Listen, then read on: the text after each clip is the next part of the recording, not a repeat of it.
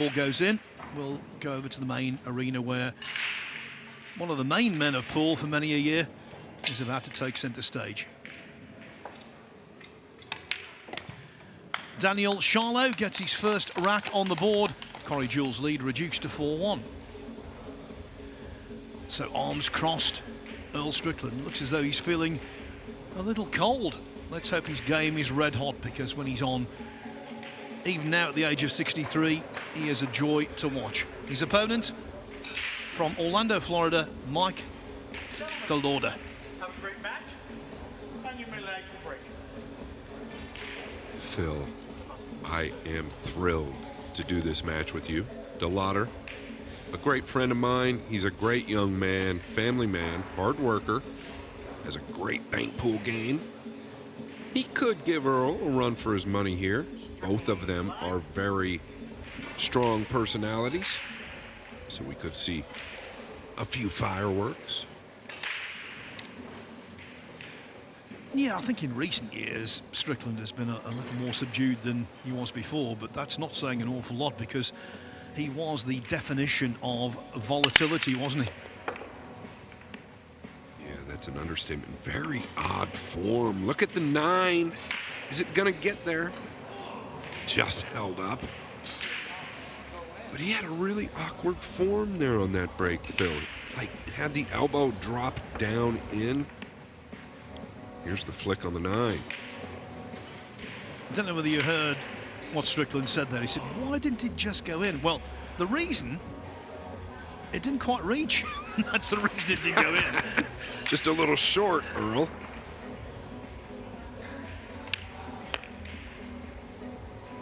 Okay, pretty clever. Does he go into the 9 now, Phil? Or does he just stitch him up behind the purple?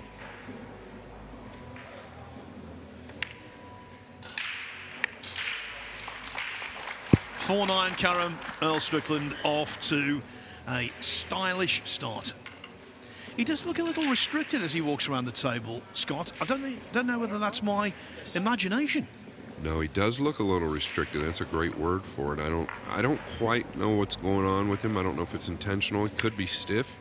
He does do a lot of running.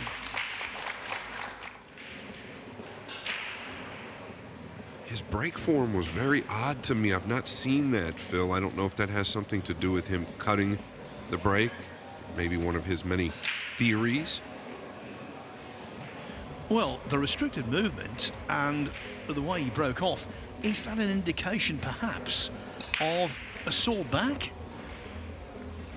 It's just speculation, but he did seem a little creaky there in that first rack. Mind you, he's got every right to be. It's 40 years ago since he won his first US Open. Yeah, fascinating. Globally known as one of the greatest, if not the greatest 9-ball player of all time. Well, he won the US Open the year that Los Angeles held the Olympics, and of course LA will host the next Olympics. Look at this form. This is what I mean, he's got the elbow really low and out. The 3 down, the 1. Missed the side by some margin, Phil.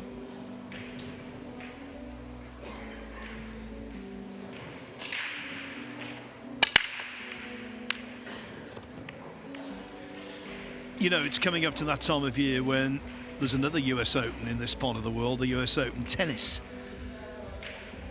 in New York. And one of the most intriguing US Opens ever was when Jimmy Connors at the age of 39 had that extraordinary run. And if Strickland could do something like that here and turn back the clock, it would create enormous interest.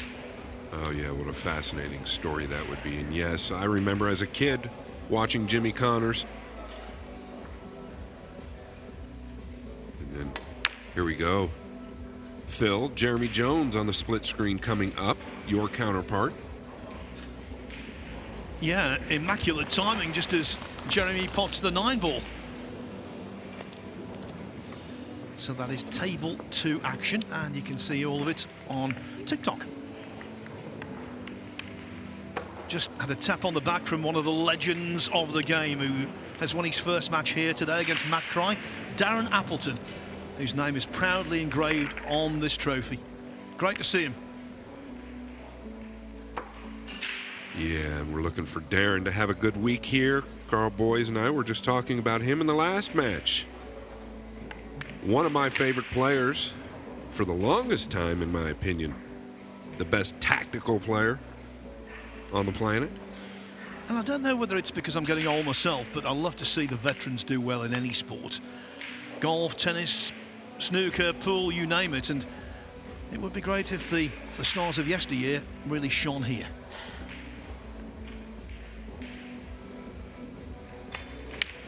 Well, caught it a little fat, but still looks pretty good to me. But Phil, I can't help but notice what you're talking about, the movement, constricted or restricted, or both. Look at the cue. What is going on with the cue? Oh my goodness, how did I just notice this?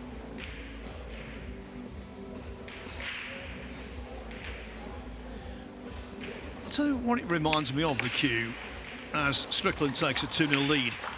If ever you go to Las Vegas and you go into the Venetian and you see those gondoliers on those on those boats, you could use that to sort of propel tourists around that resort. Oh, Phil. So talk us through the butt end of that cue. It is the widest butt end of a cue I've ever seen in my life. Yeah, I don't know what's going on there. I don't even know if that is legal, but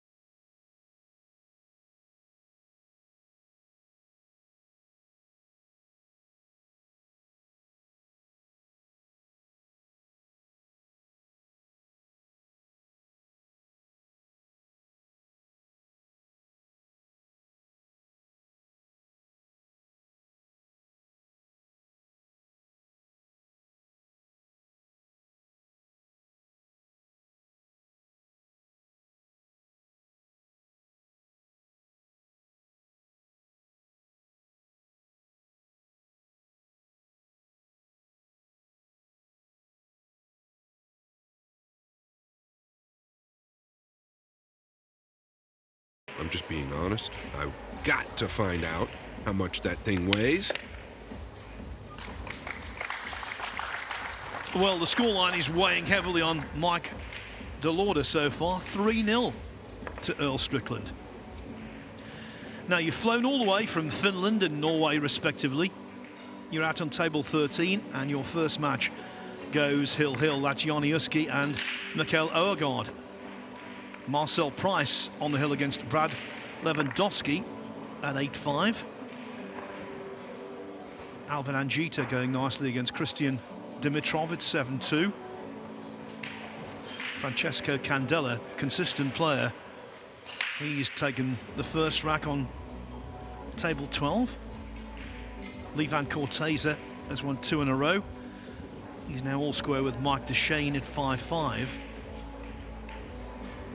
Phuong Nam Pham of Vietnam, he's taken the first rack. So too Payne McBride against Jeremy Seaman. The match we were watching for a while, Corey Jewell and Daniel Sharlov, it's now 5-1 in favour of Jewell. Marvin Assis from the Philippines, 2-1 up on Eric Picard. And João Grillo of Portugal, he leads Gregorio Sanchez 2-1. Pier Francesco Garcia of Italy 5-2 over Sean King, and Liu Riteng, who can play this game very handily. The man from Chinese Taipei leads Rick Miller 1-0. Jeremy Sosi on the hill against Jordan Holman at 8-3. And Nicholas Tan 7-2 up on Bethany Sykes. João Grillo, by the way, now 3-1 ahead. On table 23, just starting out, a really good player from Kosovo, Fitim Haradinaj against Max Watanabe. So, Scott, have you played Earl Strickland a lot over the years? And if you have, what are your personal experiences and personal recollections? Yeah, we've played all sorts of tournaments. He's a tough man to play at times. Just, you know, sometimes the mental side. With his record as well, as great a player as he is and was, I think he's gotten the better of me most of the time in the rotation field. Well, the one just continues to come very long. That's not really the plan for most of these guys. We haven't, to be fair, seen a lot of Mike Delawder. So we're finally going to get our first look there. So we've said he's from Orlando, Florida. What's the pool scene like down there in the Sunshine State? Yeah, it's a good question. I don't spend much time down there, but I think he was actually playing that 3 rails. Mike, winner of the Derby City Classic Bank Pool Ring game this year. Another look for Earl Strickland. On the 1, the 2, questionable. He'd like to even get below the 2 here, Phil, if he could even draw over or roll it. He could stitch him up on the 9 if he can get this down. He's going to go defense now. It's okay. Should be hittable for Delawder.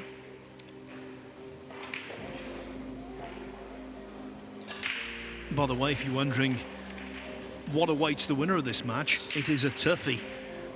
The winner will take on Piers Laboutis in the second round. Laboutis having got a first round bye. Yeah, Piers, really impressive player to me, Phil. Love his style, love his attitude. He's going to be around a long time.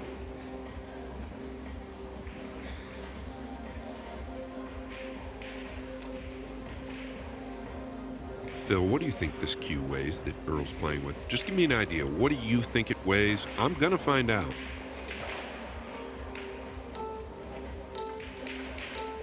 Well, I'm not sure of the precise weight, but I will say this. I'd be very surprised if there was another cue in this arena right now that was heavier.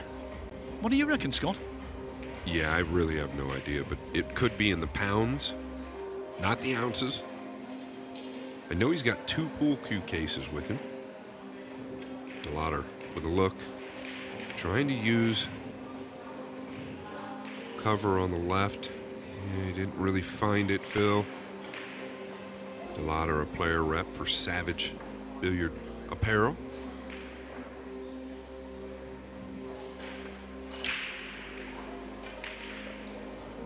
And that's pretty classy. He's not happy with it. I don't know if Mike can see the top side of the one.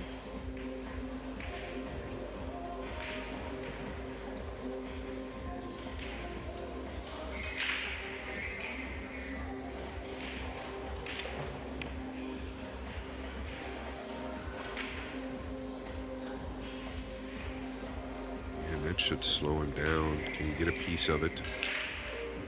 Hard to tell. If you can get all of it, you might be able to get back behind the 9 and 2. I don't think you can see that much of it. Oh, this is pretty good. Strickland looking good early. I'll tell you what, he's not hindered in the slightest by a 30-second shot clock.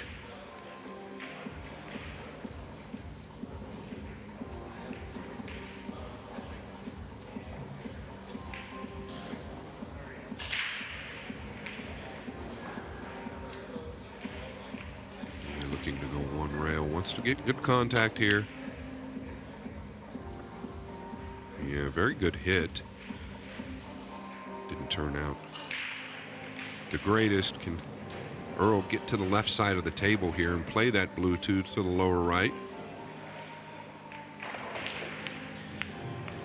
Now, pardon our indulgence, but we've got a vested interest in this one. Come on, Jeremy, knock it in. Yeah, the 8's in. So the 9, having lost the first 2 racks to Holger Veer, for Jeremy Jones to draw all square.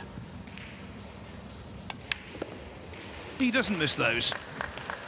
No, and he's the type of player, when he gets comfortable, well, he can beat anybody in the building. Speaking of anybody in the building, what a great shot by Strickland. You've said it, Phil. It would be an amazing story if this man could come through and do something special this week. Yes, even if he just goes deep. We were talking about that Jimmy Connors last hurrah, if you like, at Flushing Meadow.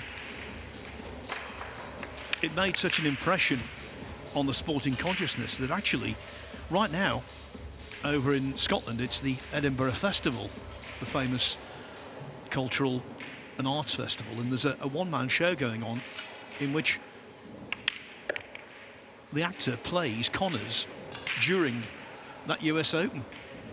A friend of mine, David Hendon, who commentated with us on the World 9-Ball Championship in Saudi Arabia, went to see the show, and he was telling me it's absolutely phenomenal. Yeah, he's looking to wrap around. This ball will lengthen out, the cue ball here, so he's got to use a lot of low right. Yeah, and he's aware, watch it lengthen, and it's lengthened perfect. You want to maintain this big angle to get down here for the 9. Looking really good to me. Delawder, well, he hasn't had much, to be fair. You're going to come 1 rail out or 2? 2 rails. A little thin. This is missable on the fresh cloth. Aramith 860 Simonis.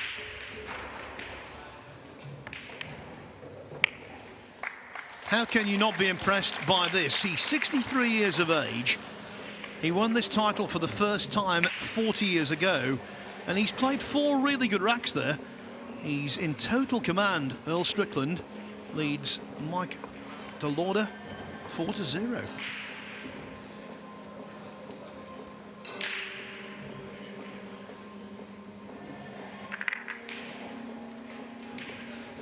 When was the first time you played him, Scott?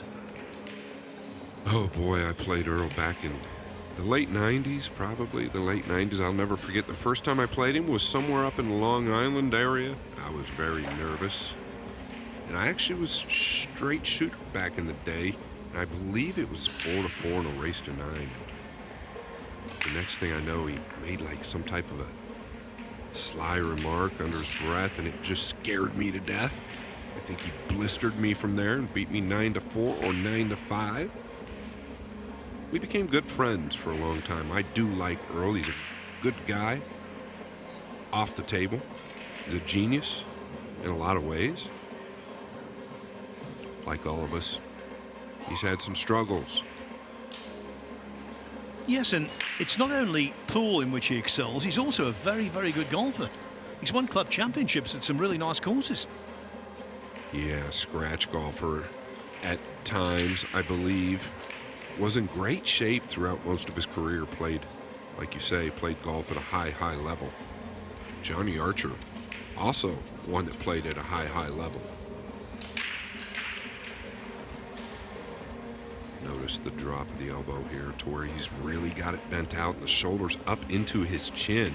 It's just an interesting form. The one continues to go to the same spot.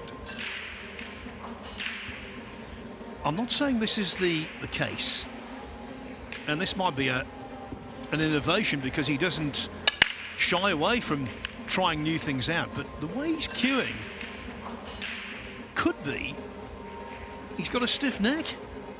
I know that sounds really simplistic, but he's certainly got that hallmark, hasn't he? The way he's breaking off. It's very possible, or maybe it's just part of his plan. I have no idea. Maybe we'll find out later. We'll have a good look at Delawder here. He is no slow player either.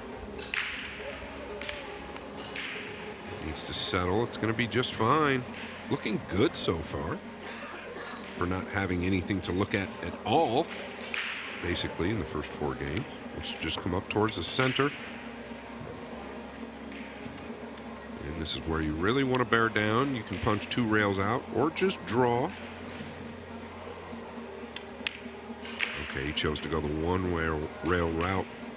Phil, he had a little movement in the back arm there. Yeah, that was decidedly twitchy. When you see players who are lightning fast at cue sports, the vast majority of them are nervous types.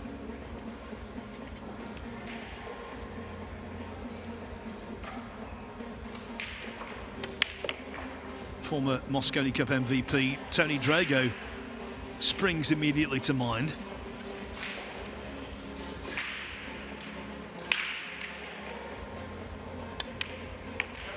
Look at that one there. The whole body, the whole being went into that 9 ball, but it went in cleanly. And so Mike Delawder has a rack on the board. Delawder laying down the law in rack 5. Jeremy Sosey's through, 9-3 over Jordan Holman. Carl Naderberg 9-2 over John Suders. Pierre Francesco Garcia 7-2 up on Sean King. On the hill, Nicholas Tan against Bethany Sykes at 8-2. Edward Bregu has beaten Riku Rompainen of Finland 9-7. Rompainen won 4 of the first 5 racks there. Yash Ashmira 5-2 up on Emil Andre Gangflo. Wu Kun Lin through without breaking sweat. Alvin Angito on the hill against Christian Dimitrov at 8-3. Corey Jewell now 6-1 over Daniel Charlo. Maybe Lee Van Corteza has weathered the Mike Duchesne storm. Corteza was 5-3 down, now he's 7-5 up. Francesco Candela 3-0 up on Mubarak Suleiman Al-Wahabi. Cody Booth from here in the US has taken 2 of the first 3 racks from Michael Boanan of the Philippines. João Grillo 5-1 over Gregorio Sanchez.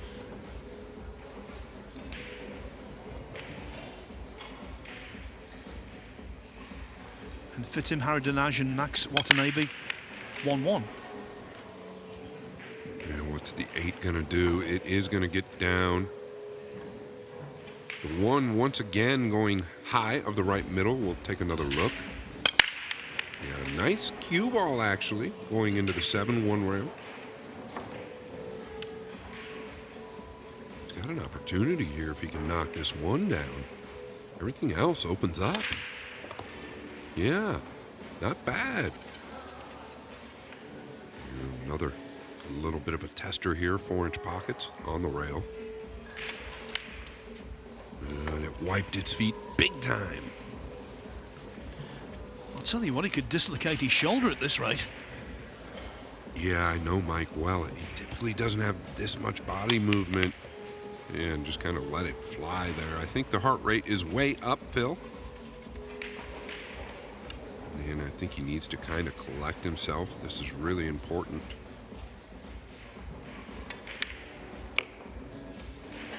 He's clearly got a good eye though, hasn't he? Yeah, very straight shooter. Believe this or not, I know you know the bank pool paralysis of the one Billy Thorpe. Oh boy, the body movement. This is what I was saying. It kind of builds, right? The closer you get to finishing the rack, the more the heart rate gets up. It's really when you got to settle. But anyway, Delawder capable of beating Billy Thorpe. They've played a lot of bank pool with each other. Another look at the miss and the body movement.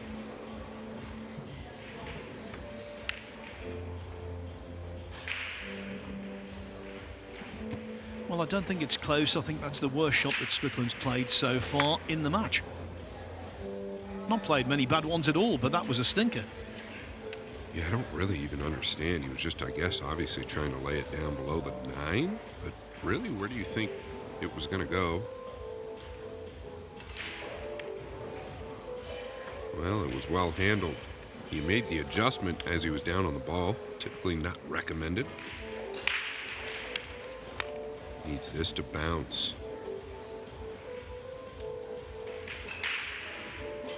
Ball speed is important here. You overhit this and it will not go. So far, Phil, everything holding steady.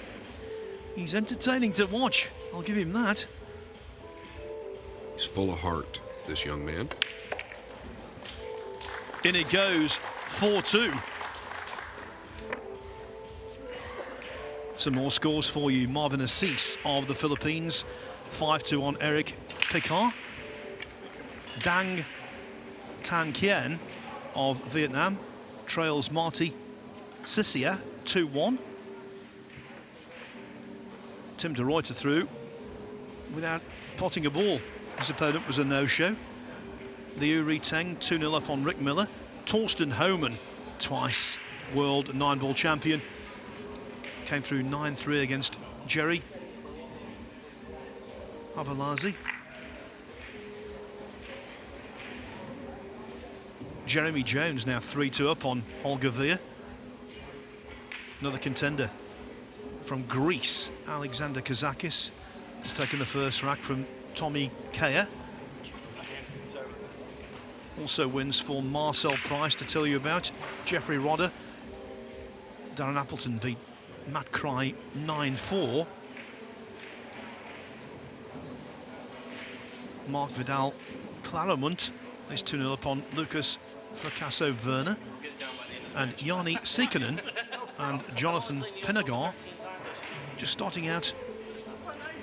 Pinagar winning the first rack. I think it's fair to say Pinagar not the swiftest player in 9-ball pool. Yeah, he's been known to play a little slow at times. Needs a flick on the one there. Thank you for those updates, Phil. Take another look. The one coming long again. The 3-ball down. Gets a nice kiss from the 2. Does he go forward and just try and clip the 2 at the same time, or does he even go for this? Problem is, you don't make contact with the 2. I don't know how you hold the cue ball. Wow. That's as good as it gets. I didn't think it was possible. Tell you what, with this guy, if you walked into a pool room and you saw him play a few shots, you'd think he's no good. You would have the totally incorrect impression. He's completely unorthodox. He's a bundle of nervous energy, but he can knock them in. better continue to knock them in. He's directly over the 6 here. I think you just level out here. Don't try to do anything crazy. Well, as my friend Phil just said, he can knock him in. Looks to start getting comfortable. What's this gonna do? What's this gonna do? Yeah, it needed another rotation or two. Can he swerve this in? Okay. Back and forth. I'm his biggest fan. I think he's very, very entertaining. Now, if he whacks in this 8-ball down the rail, good luck to him. Well, he didn't whack it, he stroked it. What a rack. I love the fact that you're his biggest fan, and I can't wait to tell him. It seems like a few seconds ago it was 4-0. Now it's 4-3. Forget the shot clock. It is completely and utterly redundant. Yeah, that's one thing that isn't necessary in this match is the shot clock. Delawder, lightning fast. He's either going to make it or miss it very quickly. Has he always been the same, Scott, or is this a byproduct of the nerves he's feeling because he's centre stage against a legend? No, this is how he is, and I think I told Emily earlier. I said I think this is a really good matchup for the TV. Figured there might be some fireworks later on. We'll see, depending on how close this match stays. As we've said, he's from Orlando, Florida, so we can expect to see him at the Mosconi Cup, which this year is in Orlando, Florida, at the simply sumptuous Carib Royale Resort, not too far from Disney World, November 30th to December 3. And of course, this event will have a big say in who represents both Europe and the USA. Yeah, Mickey Krause winning the European Open that you just covered, Phil. He's not a lock for the Mosconi Cup, but he's definitely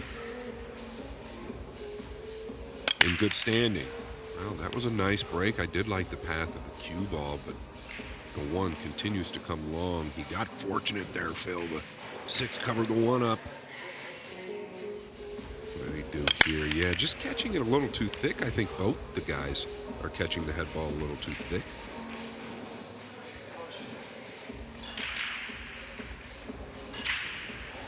Earl Strickland nominating the push out, and Delawder coming to the table and almost as quick with his decision making as he is with his cueing. Yeah, pretty classy shot here. Needs it to go. Well, look at him will it. I don't believe it got there. Body movement starting to dwindle for Delawder. Out of the gate, it was really high. I think just like the adrenaline.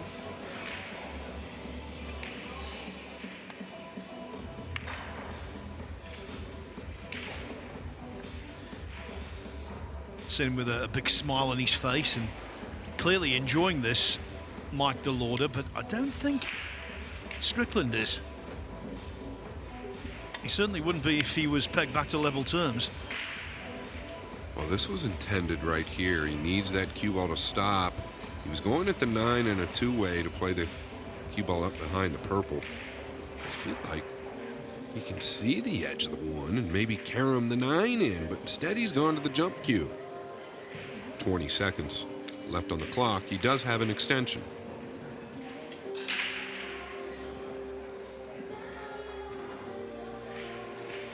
Looking to jump a piece of this and maybe go into the 9. Yeah, that's what he's done. I thought you hooked me on the floor.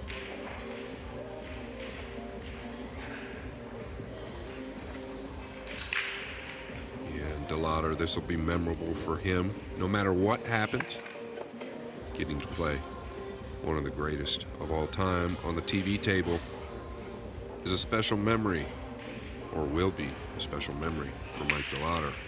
If you can beat him, well, you may never hear the rest of it.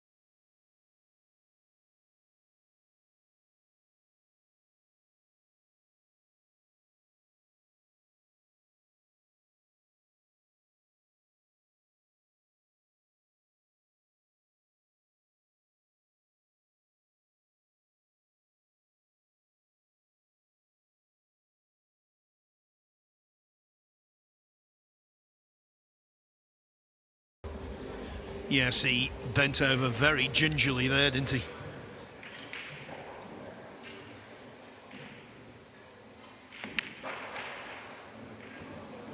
You had to wonder all along, did the chalk going down, well, did it affect the 7 and his timing?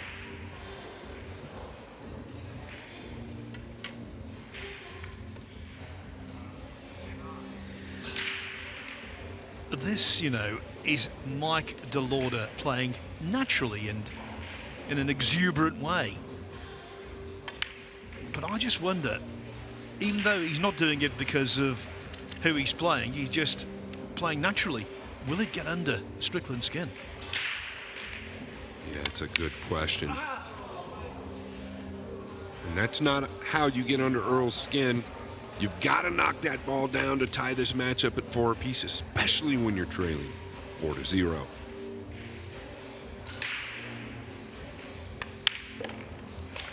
You know, they call the 9 ball the bumblebee. Mike Delawder's reaction there when he missed the 9 was as though he'd been stung by a bumblebee. Yeah, there isn't a doubt there. He missed it by a pretty good margin to the thin side. Unexpected. You know, was that a time where he needed to really collect himself? Take your extension, make sure you knock it in. This match is very reminiscent to me of a movie golf match. It's a bit like the old Adam Sandler golf film. Tin Cup. Not that one, though, the other one.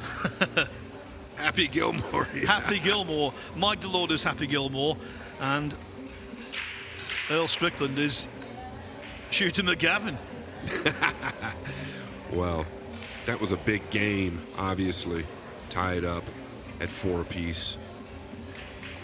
Now, these are the US and Team Europe races to the Mosconi Cup. Already qualified for Europe, the captain, Jason Shaw, and Eklund Kachi, who was runner-up in the World 9-Ball Championship, came within a rack, you could say, came within a scratch of being World 9-Ball champion. So those two are in the team for Europe, the defending champions. As for Team USA, Fedor Gorsh, the World 9-Ball champion, He's so far ahead in the rankings, of course he's qualified. Skylar Woodward is the captain, he's there. Shane Van Boning, whether he qualifies or not automatically, it would be questions in the house if he didn't qualify. But still, there's a lot to play for in terms of that great annual battle.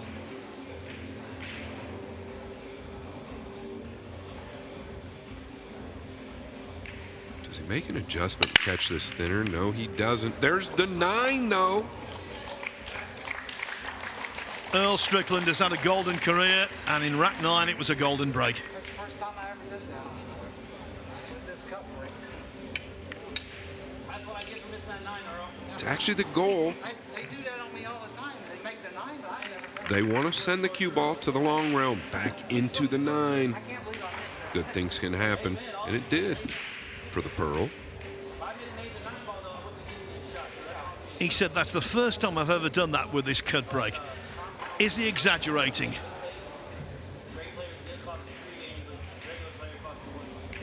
Yeah, and here's another look.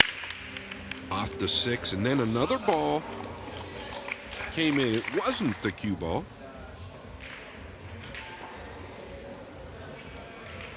One of those matches that is full of incident, and it's absolutely steaming by.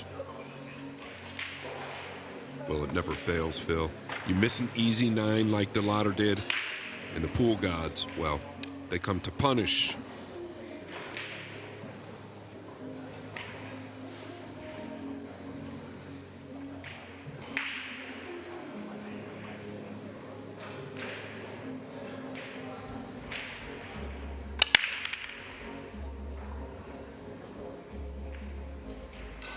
Yeah, he's going to need a lot of help if he continues to break like this, just being honest.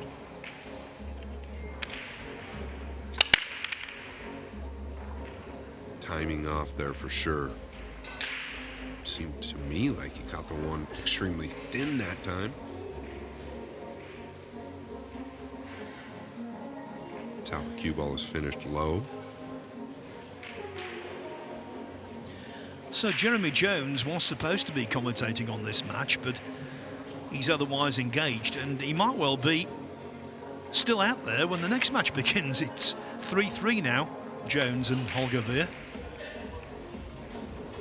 And even if this one goes the distance, it's not going to take a great amount of time, is it? No, maybe I'm going to be able to talk him into covering a match or two for me the rest of the week, but I have no problem working with you, Phil. It's a pleasure. Scott, do not worry. We will get Jeremy back in another way, unless he goes all the way to the title, of course. That would be a little difficult. What's he got up his sleeve here? I mean, it's pretty nice to just tuck under the 7 and 3. Yeah, not bad at all. Even better if it gets below the purple, and it did. So a huge swing, Phil, when it was 4-3 and Delawder had a chance to tie it up and missed the 9 in the top left. Yeah, seeing that cue again, which we just did, another pursuit he could maybe take up would be pole vaulting.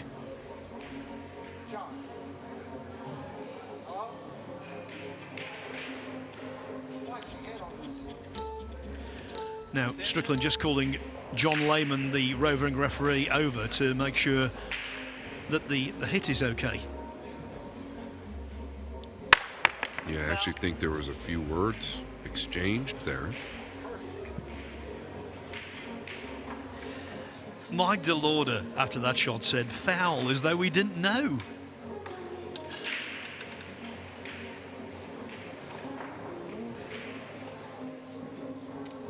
You got a grimace on the face of Mike. Understandably so. Will that 9 ball haunt him for years to come? Or can he get through this? He was down 4-0. Well, you're only down 3 games now. But time is ticking. Literally.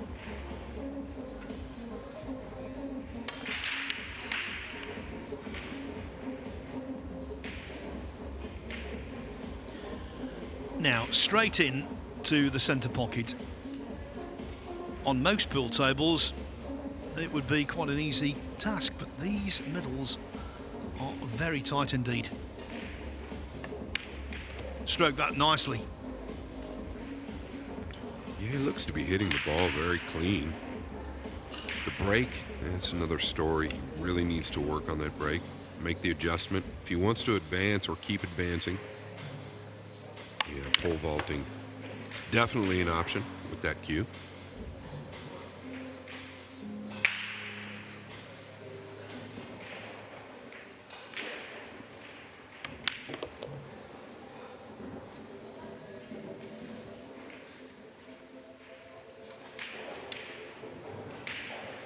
Jeremy Jones back in front on table 2, 4-3 over Holger Veer.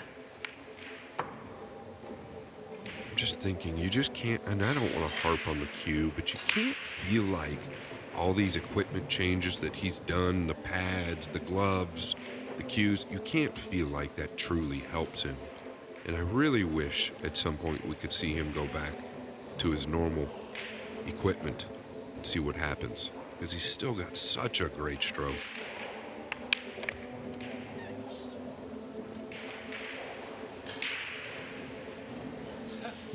He's on the 50 here.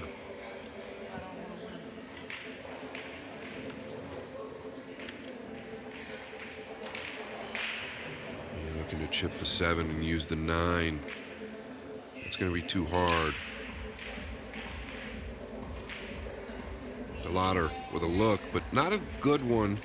Phil, does he play it up in the top left? I think with him, yes. Oh, big hit right there.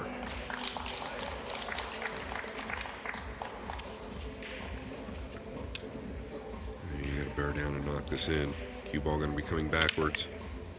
Take stuff. He said take stuff. Well, it didn't really take, Phil. New cloth. That cue ball just kind of slid off that long rail. Let's go, Mike. Let's go, Mike. I'll tell you what, this guy's a real character.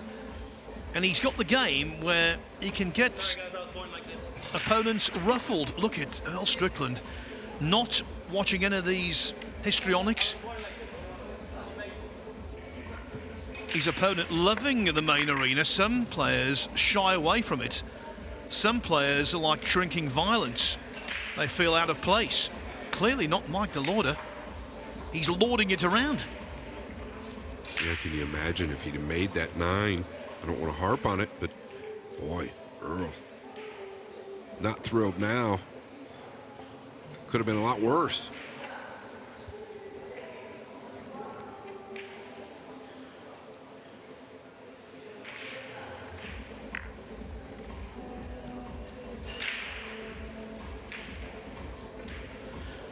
By the way, table 2 where Jeremy Jones is plying his trade at the moment. The next matchup over there will be Fedor Gorsh, the world 9-ball champion, against Nadim Akbani. Gorsh having had a first round bye into action for the first time. That will be over on Matchroom's TikTok. And so far in terms of where they're going to be playing, oh, look at Strickland now. Look at Strickland now. I can tell you on table 1 next it's going to be Niels Fine against Roberto Gomez. As for our next match on the main table, it will be Kasper Matikainen against Francisco Sanchez Ruiz.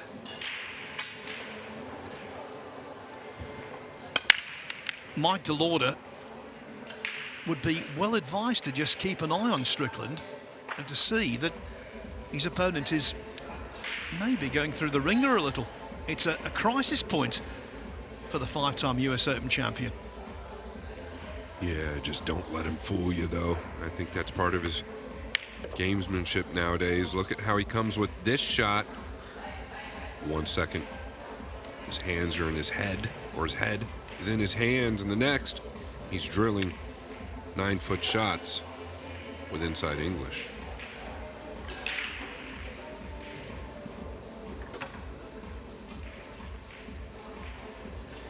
Does he just draw straight back?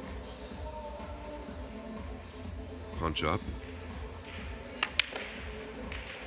This is a little overcooked. He's dropped the chalk again.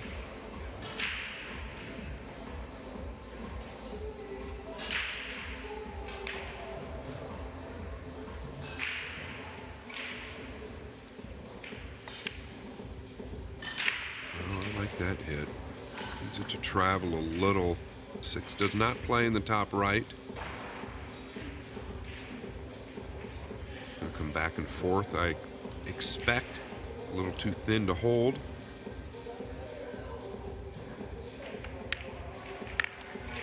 Yeah, it looks good. It didn't really travel like I thought it would. Conditions here are excellent, but this table isn't quite as fast as the one we had for the European Open, which was off the charts quick.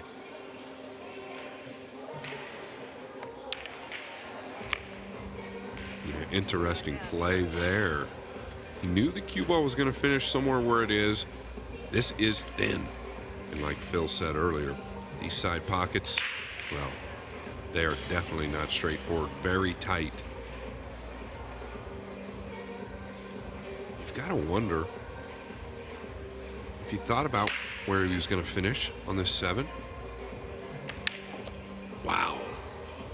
What a strike by the 63-year-old 5-time champion.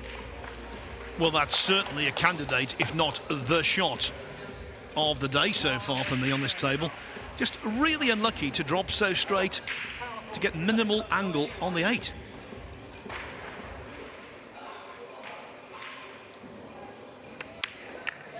Wow, he went rail first there as well. Delawder in the background clapping. The 8 was good. The 7, simply terrific. That was Earl Strickland at his finest. And now the 3-rack gap is restored at 7-4. Pier Francesco Garzia, an improving player from Italy, beat Sean King 9-2. Nicholas Tan coming through against Bethany Sykes 9-3. Yash Ashmiri 7-3 up on Emil Andre Gangflo. Alvin Angito beating Christian Dimitrov 9-3. We were watching a snippet of the Table 1 action earlier, which you can see all day on the Matchroom Multisport YouTube channel. Corey Jewell on the hill there against Daniel Charlot at 8-2. Lee Van Corteza 8-7 now over Mike Deshane. Francesco Candela on the hill against Mubarak Suleiman Al-Wahibi 8-0. For Wong Nam Pham 6-1 up on Ronaldo Perez.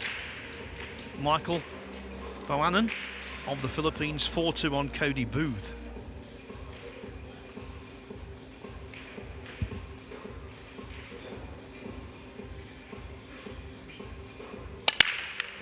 Wow, the 1 very long of the middle this time. I've just come to grips with it that he's not even playing it in the side. Take a look here. A full diamond past the middle pocket. Yeah, a really good hit. You can use the 7 here. Is he going to go with the combo?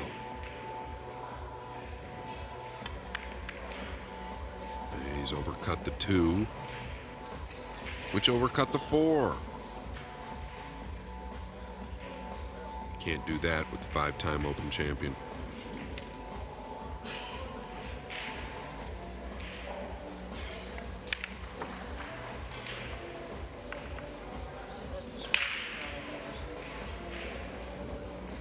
Provides his own commentary as well, Earl Strickland. Not the smartest shot I've ever seen, he said.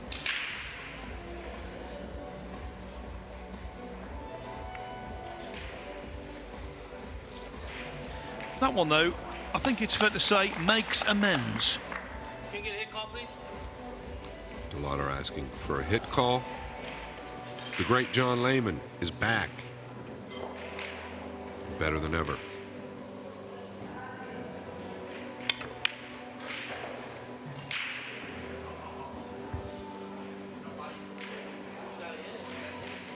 Made a good hit.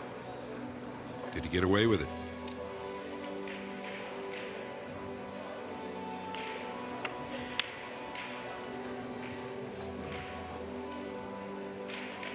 Oh, look at this.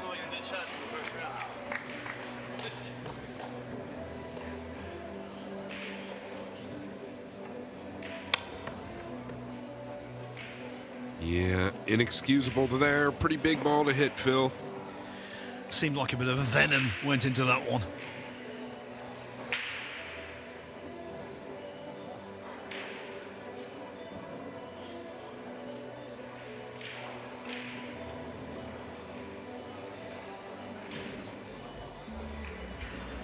Anywhere back out in the center.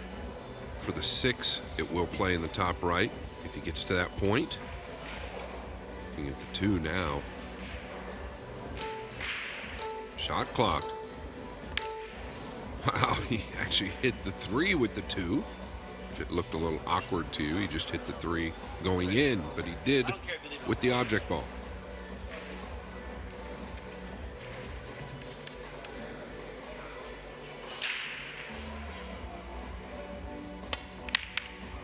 He caught the 7.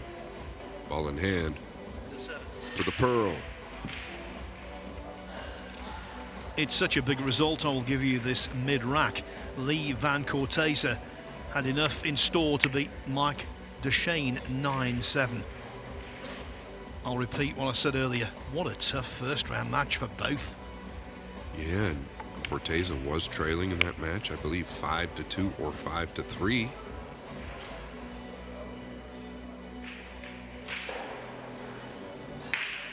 So he'd like to be right where he is now with the cue ball if he could. For the green 6. And he's going to keep the same line. Now you've got to avoid contact with the black 8. Do you come below the 7 here? Oh, very nice. If this man could break or makes an adjustment on the break, I think he could be a real factor to at least make the final 64.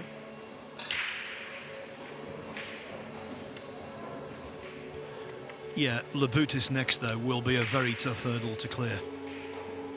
Yeah, he's really up against it. He's got to get that break completely figured out.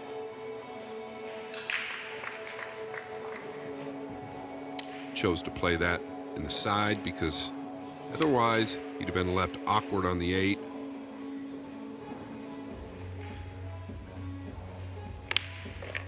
Oh, wow, he checked it up with an outside ball. Falling perfect on the 9. What a pearl of a shot from Earl the Pearl, who is now on the hill, doubling up on Mike Delawder. Earl Strickland leads 8-4. He's produced some classy shots in this match, hasn't he, Scott? Yeah, he's looked really nice overall as far as the technique and the way around the table. Like I said, very concerned about his break. The 1 never threatening the middle pocket. So when he was Lord of the Manor, when he was the dominant force in the game, where did he stand in terms of breaking then? Was he right at the top of the tree? Yeah, he had a big break. He had a big break from the box and a big break from the rail. Really early on, I think they all broke from the rail until they started to figure out that breaking from the box was a little more difficult, but the 1 was always on the spot back in the day. And he could really get into him.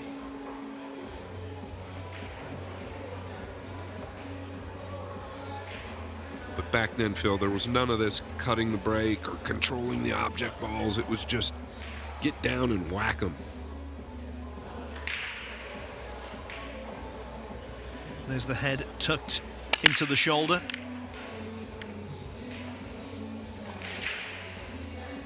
Oh, he's gotten a little flick to send the white off course. It was headed directly towards the top left.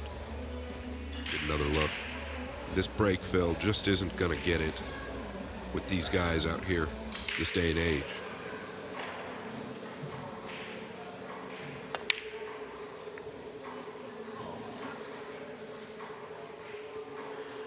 Well, it was a valiant attempt, but you know after this, or at least you suspect after this, Mike Delawder will be in a spot of bother.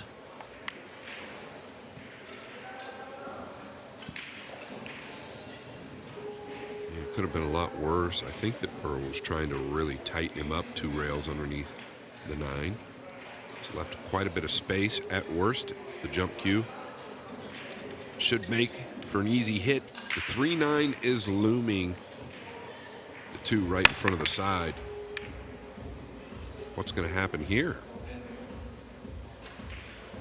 I don't know, Phil, if the 8 got him or not. I don't believe it has.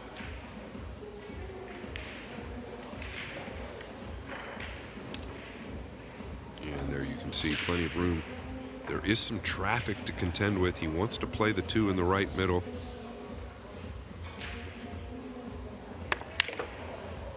Oh, well, look at that. He's split the gap between the 3 and 8.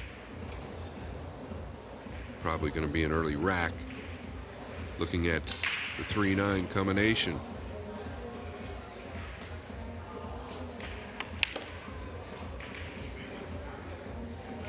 The break hasn't functioned. But apart from that, I think the general play of Earl Strickland has been eye-catching. There you have it. Strickland with the 9, Phil. Yeah, he had a golden break, he had a combo to finish. And just one thought, you know, he's 63 years of age, Earl Strickland. But in 1978, Fred Davis got to the semi-final of the World Snooker Championship when he was 64. So don't write this man off yet. But clearly, improvements, big, radical improvements, need to be made in terms of his break-off. Anyway, here, the scoreline reads, Earl Strickland 9, Mike Delawder 4. Next up, we're going to see Francisco Sanchez-Ruiz, former champion here, and indeed of the world. FSR will be in action on the main table next in around 5 minutes' time.